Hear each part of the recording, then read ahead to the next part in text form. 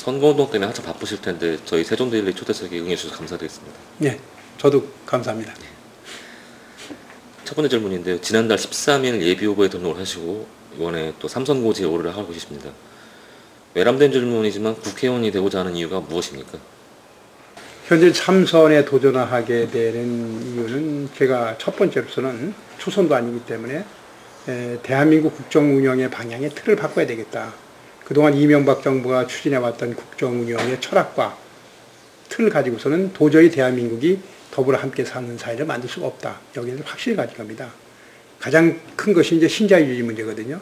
신자유주의라는 것을 기반으로 해갖고 이 정부에서는 대기업과 부자의 성장이 중소기업의 성장으로 이어지고 서민과 중산층의 삶으로 이어질 거라는 그런 전통적 그 경제 이론을 그대로 신봉하고 있습니다. 그래서 부자 감세를 했고 대기업에 대한 규제 완화를 했죠. 그렇지만 그들이 기대했던 소위 스피일오버 이펙트라는 거, 트리클 다운 이론 세오리는 적용되지 않았습니다. 그러다 보니까 우리 사회가 엄청난 양극화 현상이 일어났단 말이죠. 서민과 중산층의 삶이라는 것은 지금 피폐하기가 이를 데가 없다. 이런 신자유주의적 철학 속에서 탄생된 국정 운영의 틀을 바꿔주지 않으면은 우리 지역 주민도 더 이상 행복해질 수 없다. 여기에 확신을 가진 겁니다. 두 번째가 우리 사회가 건강하게 가기 위해서는 부정부패가 없어야 됩니다. 그동안 우리 사회는 부패 지수가 상당히 나름대로 깨끗해진 사회를 가져왔었는데 이명박 정부 들어와서 정치권의 부패가 극에 달했습니다. 이상득 국회 부의장, 대통령의 형이죠. 그분의 부정부패 문제는 국민들이 다 아는 거고 또 저 대통령의 처남들, 저축은행 사건 등으로 인해서 발생한 그런 문제에 대해서 다 아는 거란 말이죠. 그럼 정치권의 부정부패가 정치권에만 머물렀으면 좋은데 이것이 행정부까지 넘어갔단 말이죠. 다이아몬드 게이트라고 해가지고서 대사가 부정부패를 하고 또 국무조정실장까지 그 전 다이아몬드 게이트라는 부패에 연루됐다는 거. 그런 것들은 도저히 대한민국의 미래를 장담할 수 없는 상태까지 갔다. 진짜 건강하고 깨끗한 사회를 만들게 되겠다.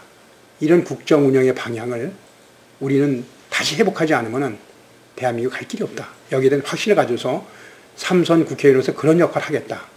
이것을 제가 강조해서 말씀드리고 지역적으로 봤을 때는 우리 충청북도 청운군이 특히 이명박 정부가 추진하고 있는 수도권 규제 완화의 피해를 너무나 많이 봤습니다. 수도권 규제를 통해서 그리고 국가의 균형 발전을 통해서 대한민국 전체가 골고루 잘 사는 사회, 대한민국 전체가 골고루 발전함으로써 대한민국 전체의 경쟁력을 극대화시킬 수 있는 그런 정책을 전환을 해야 되겠다. 이것이 제가 3선에 도전하면서 국정운영의 틀을 바꿔야겠다는 그런 뜻입니다.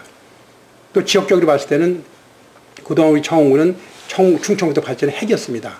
첨단의료복합단지가 지정돼갖고 이제 식품의약품안전청 질병관리본부라든지 여러 가지 이제 기관들이 이제 입주하기 시작합니다. 오송 1산단에 기업체가 입주하기 시작하고 오송 2산단에 착공이 되고 있습니다. 그러고서 지난해 우여곡절을 겪어가지고 국제과학비즈벨트가 충청권이 확정되고 우리 청원군이 기능지구로 확정됐습니다. 기능지구로서 확정된 청원군을 어떻게 발전시킬 것이냐. 소위 기초과학연구원의 최소한도 사이트랩 정도는 끌어와야 되는 것이 아니냐. 현재 그러고 국제과학비즈벨트법을 개정을 추진하고 있는데 우리 청원 지역에도 국가산단 하나 정도는 만들어야 되는 것이 아니냐. 이런 아직도 후속 조치를 취해야 될 것이 많다. 우리 지역의 또 다른 특성 중 하나인 농업 문제.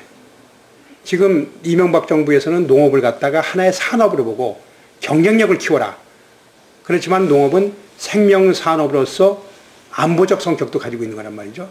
그러니까 농촌에는 어떤 생산력이 떨어진다 할지라도 많은 농민들이 거주하고 있습니다. 그분들에 대한 복지대책, 또 농촌이라는 지역사회를 어떻게 발전시킬 것인가 하는 국토의 운영대책, 이런 것들이 함께 어우러진 그런 농업정책이 나와야 되는 것이 아니냐. 그런 측면에서도 이런 우리 지역이 안고 있는 문제점을 극복하고 새로운 발전의 전기를 만들기 위해서 제가 한번 역할을 해보겠다. 이런 취지로 출마하기로 했습니다. 기성 정치인들에 대한 불신이 상당히 큽니다. 그러니까 소위 말하는 물갈이론이죠. 물갈이론이 확산되고 있는데 3선에 도전하시는 중진 의원으로서 이에 대해 어떻게 보십니까? 기성 정치권에 대한 불만에 대해서는 기성 정치인 한 사람으로서 참 같이 공감하고 문제가 있다 이렇게 생각하고 있습니다. 다만 기성 정치인에 대한 불만은 정치인 개개인의 사람에 대한 불만이 아니라 우리가 가지고 있는 정당 제도 또 대의민주주의 제도 이거에 대한 위기의무시 아닌가 이렇게 판단하고 있습니다.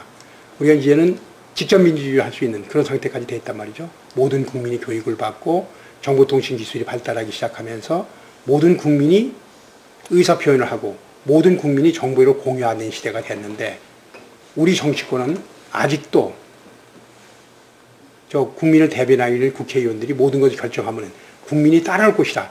그런 과거의 정치 관습에 빠져서 해오던 것이 아니냐.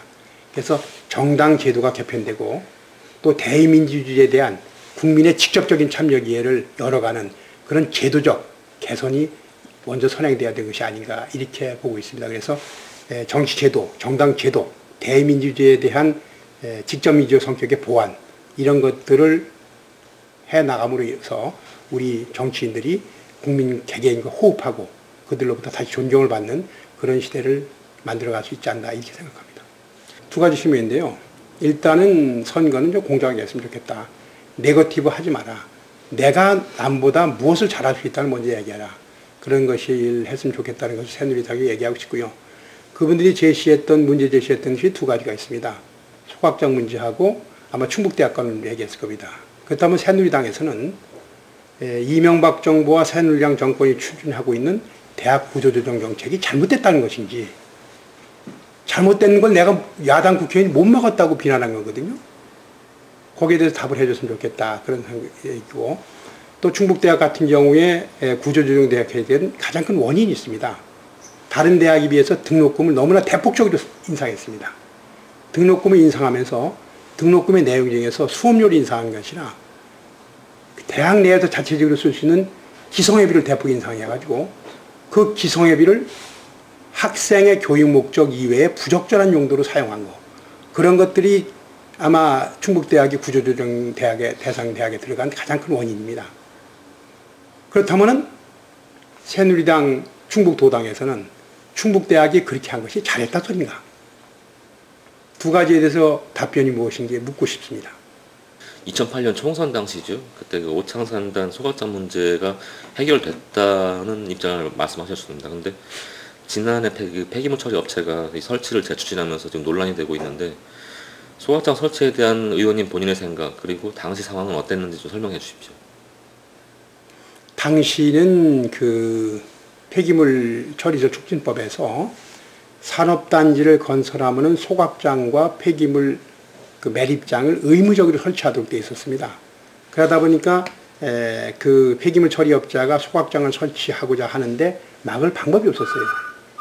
그런데 그런 과정에서 환경부처가 긴밀히 협의해 보니까 여러 가지 여건 변화로 인해서 소각장을 건설하지 않아도 될 것이다. 이런 답변을 들어서 이제 소각장 문제의 처리에 대한 새로운 방향을 제시한 겁니다.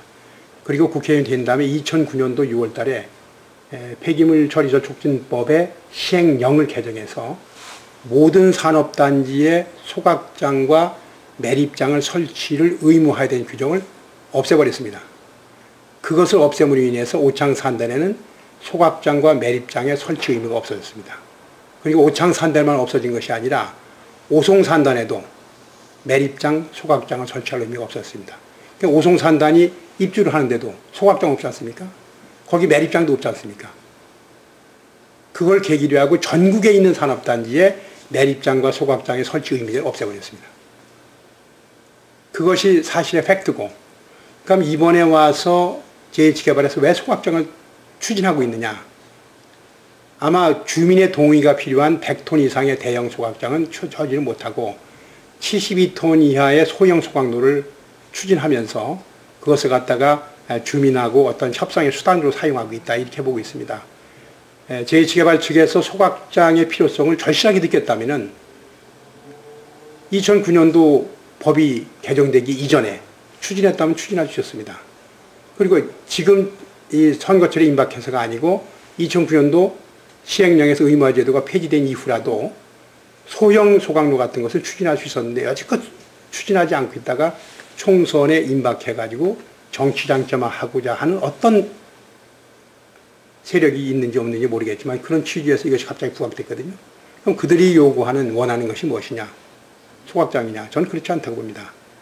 매립장의 용량을 증설하려고 하다가 주민의 반대 벽에 부딪히자 주민과의 협상용이 들고 나온 것이 아니냐, 이런 의심을 제가 가지고 있고요. 또 지금 아까 말씀드린 대로 소각장의 산업단지 내에 설치 의무제가 폐지된 상태에서 또 오창과학산업단지에 별도의 소각로의 설치 필요성을 산업단지에 입주한 기업에서 못 느끼고 있는 상태에서, 필요성 느끼지 못하고 있어 그것을 추진하는 것은 무모한 짓이다. 그래서 지금 금강지역 환경청, 청원군, 충청북도하고 긴밀히 협의하면서 이 문제에 대처하고 있고, 아마 제2개발 측에서도 그 주민들하고 긴밀히 협의하고 있는 것으로 알고 있습니다. 아마 오창과학산업단지 내에 소각장이 설치되는 일은 대형이든 소형이든 없다. 이건 제가 분명히 말씀드립니다. 이제 한나라는 후보가 확정되지 않았고, 또 아까 말씀드린 바와 같이 네거티브 선거는 저는 안 하겠다, 이런 입장에서 비교해서 말씀드린다는 것은 부적절하다 보고요. 그동안 제 입장에서는 저의 강점이라는 것이 그동안 30년간 공직생활에서 쌓아놓은 중앙정치무대에서의 인맥이라든지 그 중앙정치무대에서의 어떤 정책이 결정되고 추진된 과정의 메커니즘에 대한 완벽한 이해, 그런 것들이 가장 큰 강점이다, 이렇게 보고 있습니다. 국무총리실에서 더군다나 한 10여 년 이상 근무하고 마지막에는 정보통신부 와서 정부와 기획실장과 정통부 차관을 하면서 공직을 끝마쳤습니다만은, 그런 분야에서 정책의 핵심을 잡아내고 그 정책을 강력하게 추진해서 결과물을 내는 그런 추진력, 그런 것들이 저의 가장 큰 강점이라고 보고 있고, 국회의원이 돼서 17대 18대 국회의원정 생활을 하면서도 그런 강점을 살려서 우리 청원 지역에서 이명박 정부의 그런 엄청난 그 방해에도 불구하고 첨단 의료복합단지를 지켜냈고, 또 오송 분기역도 확보했고, 행정중심 복합도시도 지켜낼 수 있었고, 마지막에 행정중심 복합도시의 백지화의 실패에 대한 반발로 이명박 대통령이 대구 경북이로 보내려고 했던 국제과학비즈니스마저 지켜냈다. 이런 추진력, 또 한 번 목표를 세우면 결과를 내고 말겠다는 그런 끈기, 그런 것들이 가장 큰 강점이었지 않았나, 이렇게 보고 있고, 또 아까도 말씀드렸습니다만 그 대한민국이라는 사회가 어떻게 가야 되겠다, 대한민국 속이라는 나라가 어떻게 가는 속에서 우리 청원군은 어떻게 발전해야겠다, 그런 큰 비전과 우리 지역의 발전 전략과를 연계할 수 있는 그런 능력 등이 가장 큰 강점이 아닌가, 이렇게 보고 있고, 그 강점을 최대한 살려보려고 하고 있습니다. 가장